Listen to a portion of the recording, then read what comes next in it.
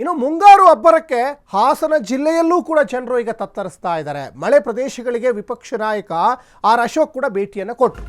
ಶಿರಾಡಿ ಘಾಟ್ ರಸ್ತೆಯಲ್ಲಿ ನಿರಂತರವಾಗಿ ಭೂಕುಸಿತ ಆಗ್ತಾ ಇದೆ.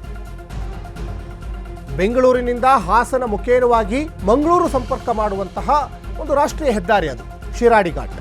ಈ ಶಿರಾಡಿ ಘಾಟ್ ರಸ್ತೆಯಲ್ಲಿ ನಿರಂತರವಾಗಿ ಭೂಕುಸಿತ ಆಗ್ತಾ ಇದೆ. ಮತ್ತೆ ಮಳೆಗಾಲದಲ್ಲಂತೂ ಹೋಗ್ಲಿಕ್ಕೆ ಆಗದೇ ಇಲ್ಲ, ಅಷ್ಟರ ಮಟ್ಟಿಗೆ ಸಮಸ್ಯೆ ಇದೆ.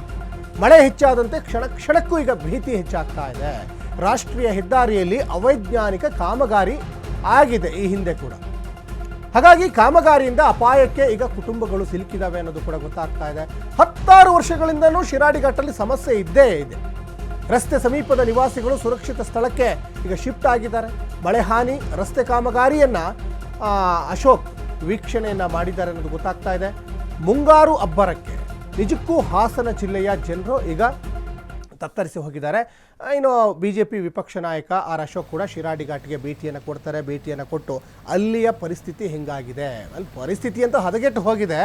ಅಲ್ಲಿ ಶಿರಾಡಿ ಘಾಟಿಗೆ ಅಂಟ್ಕೊಂಡಿರುವಂತಹ ಅನೇಕ ನಿವಾಸಿಗಳಿದಾರಲ್ಲ, ಮನೆಗಳಿದೆಯಲ್ಲ, ಅಲ್ಲಿಂದ ಸುರಕ್ಷಿತ ಸ್ಥಳಕ್ಕೆ ಶಿಫ್ಟ್ ಮಾಡುವಂತಹ ಅನಿವಾರ್ಯತೆ ಈಗ ಖಂಡಿತವಾಗ್ಲೂ ಕೂಡ ಬಂದಿದೆ. ಯಾಕಂದರೆ ಯಥೇಚ್ಛವಾಗಿ ಶಿರಾಡಿ ಘಾಟು, ಸಕಲೇಶ್ಪುರ, ಹಾಸನ ಭಾಗದಲ್ಲಿ ಗುಡ್ಡ ಕುಸಿತಾ ಇದೆ.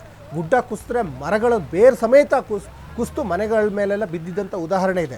2019 ಕೂಡ ಇದೇ ಸಮಸ್ಯೆ ಆಗಿತ್ತು. ಸಕಲೇಶ್ಪುರ, ಹಾಸನ, ಮೂಡಿಗೆರೆ, ಗೋಣಿಬೀಡು ಆ ಭಾಗದಲ್ಲೆಲ್ಲ ಸಾಕಷ್ಟು ಸಮಸ್ಯೆ ಆಗಿ ಫ್ಲಡ್ ಆಗಿ ಅನೇಕ ಮನೆಗಳು ನೆಲಸಮಾಗಿ ಹೋಗಿದ್ವು. ಅನೇಕ ಜನರು ಜೀವಂತವಾಗಿ ಜಲಸಮಾಧಿಯಾಗಿ ಹೋಗಿದ್ರು. ಆ ಘಟನೆ ಮತ್ತೆ ಮರುಕಳಿಸಬಾರ್ದು ಅಂತ ಸಾಕಷ್ಟು ಜನ ಈಗ ದೇವರಲ್ಲೂ ಕೂಡ ಪ್ರಾರ್ಥನೆ ಮಾಡ್ತಾ ಇದ್ದಾರೆ. ನೋಡಿ, ಇದು ಈಗ ನೀವು ಏನು ಗಮನಿಸ್ತಾ ಇದ್ದೀರಲ್ಲ, ಇದು ಶಿರಾಡಿ ಘಾಟ್. ಬೆಂಗಳೂರಿನಿಂದ ಈ ರಾಷ್ಟ್ರೀಯ ಹೆದ್ದಾರಿ ಮುಖೇನವಾಗಿ ಮಂಗಳೂರು ಸಂಪರ್ಕ ಮಾಡ್ತಾರೆ. ಕುಕ್ಕೆ ಸುಬ್ರಹ್ಮಣ್ಯಕ್ಕೂ ಕೂಡ ಇದೇ ರಸ್ತೆಯಲ್ಲೇ ಹೋಗಬೇಕಾಗುತ್ತೆ. ಹಾಗಾಗಿ ಸಾಕಷ್ಟು ಜನ ಈ ರಸ್ತೆಯಲ್ಲೇ ಬರ್ತಾ ಇರೋದ್ರಿಂದ ಕಾಮಗಾರಿ ವರ್ಷ ಇಡೀ ನಡೀತಾನೆ ಇರ್ತದೆ. ಆ ಕಾಮಗಾರಿ ಯಾವಾಗ ಎಂಡ್ ಆಗುತ್ತೆ ಅನ್ನೋದು ಅಲ್ಲಿ ನಿವಾಸಿಗಳಿಗೆ ಒಂದು ಯಕ್ಷ ಪ್ರಶ್ನೆ ಆಗಿಬಿಟ್ಟದೆ. ಅದನ್ನು ಇವತ್ತು ವಿಪಕ್ಷ ನಾಯಕ ಆರ್ ಅಶೋಕ್ ಅವರು ವೀಕ್ಷಣೆಯನ್ನು ಮಾಡ್ತಾರೆ. ಆ ಜನರ ಸುರಕ್ಷತಾ ದೃಷ್ಟಿಕೋನದಿಂದ ಏನು ಕ್ರಮಗಳನ್ನು ತೆಗೆದುಕೊಳ್ತಾರೆ ಅಲ್ಲಿಯ ಜಿಲ್ಲಾಧಿಕಾರಿ ಅನ್ನೋದಕ್ಕೂ ಈಗ ಕಾದು ನೋಡಬೇಕಾಗಿದೆ.